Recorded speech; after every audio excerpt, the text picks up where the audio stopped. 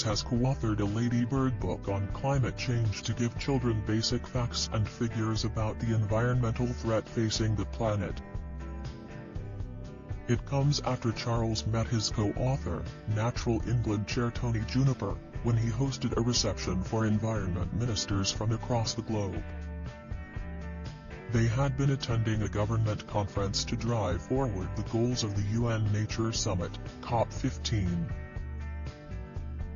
Mr. Juniper, who was joined by Environment Secretary Therese Coffey and Commonwealth Secretary-General Baroness Scotland at the Buckingham Palace event, described the King's convening power. He said, "I think he is recognized as a distinguished leader on some of the most pressing subjects facing humanity, and the fact of him being here today really underlines the importance of the subject matter and, I hope, will galvanize everyone to want to do even more in finding solutions." King Charles is a lifelong champion of the environment who has written a number of books on the subject. Kate's proud mama moment sparks frenzy as she lights up seeing George and Charlotte. Kate, the Princess of Wales, sparked a wave of support after resurfaced footage showed the royal caught in a proud mama moment over Prince George and Princess Charlotte. Video from Princess Eugenie's wedding shows Kate beaming as soon as she lays her eyes on her eldest son and daughter. He began the Ladybird project, a rewriting of a 2017 climate change book aimed at adults, before he became king. Mr. Juniper said of the King's reasons for writing the book, "I think has been struck by the level of energy and passion shown by young people on these subjects, and was keen to put something into their hands which was about those basic facts and figures, basic ideas, but also with his personal message in there." The King is the lead author of the Ladybird Book of Climate Change, written with climate scientist Dr. Emily Schuckberg and Mr. Juniper, who has known Charles for more than 20 years. And afterward has been penned by the monarch. Mr. Juniper said of Charles' message at the end of the book, due to be published next month, "It's about the importance of the subject matter. It's about the importance of young people being empowered." Read about Harry and Meghan featuring in South Park. It's about the great sweep of history and facts and how we've come to see the world through a certain set of assumptions and how we need to change those. He added the book was updated and rewritten from the earlier version for adults which had been penned by the three authors of the new children's book.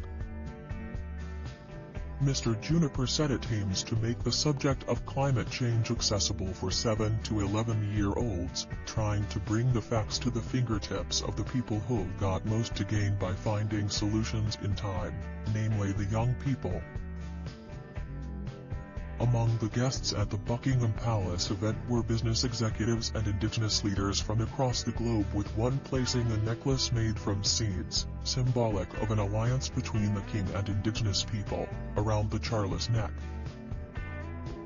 Domingo Pease, an Amazonian indigenous leader, bestowed the gift on the British monarch and said afterwards, "We want the King to be an intermediary for our people with the other countries. We want to give him an Amazonian crown to solidify the King's alliance in solidarity with indigenous people." Mr. Pease presented the gift during today's Buckingham Palace reception, where guests discussed how to deliver a global biodiversity framework. News of the book comes in a week when the General Secretary of the United Nations warned global sea levels have risen faster since 1900, and their relentless increase puts countries like Bangladesh, China, India and the Netherlands at risk. Antonio Guterres said it acutely endangers nearly 900 million people living in low-lying coastal areas.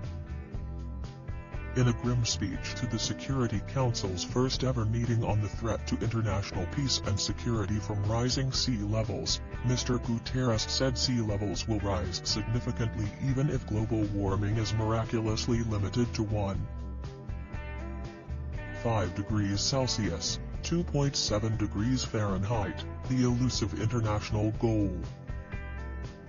He warned the Earth is more likely on a path to warming that amounts to a death sentence for countries vulnerable to that rise, including many small island nations.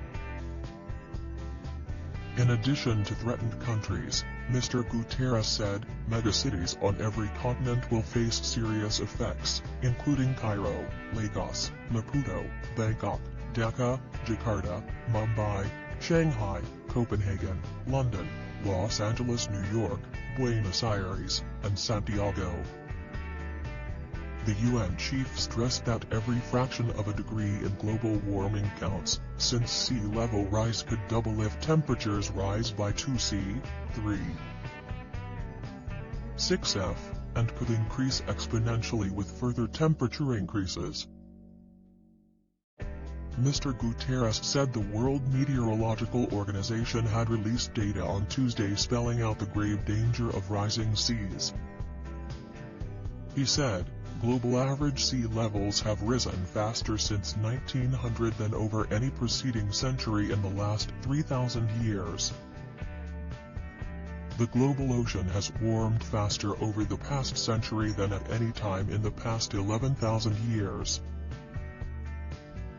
According to the data cited by Guterres, the global mean sea level will rise by about 2 to 3 meters, about 6.5 to 9.8 feet, over the next 2,000 years if warming is limited to 1.5°C.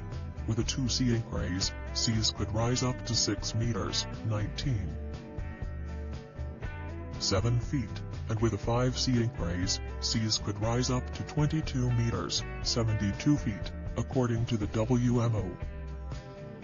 Mr. Guterres said, our world is hurtling past the 1.5-degree warming limit that a livable future requires, and with present policies, is careening towards 2.8 degrees, a death sentence for vulnerable countries.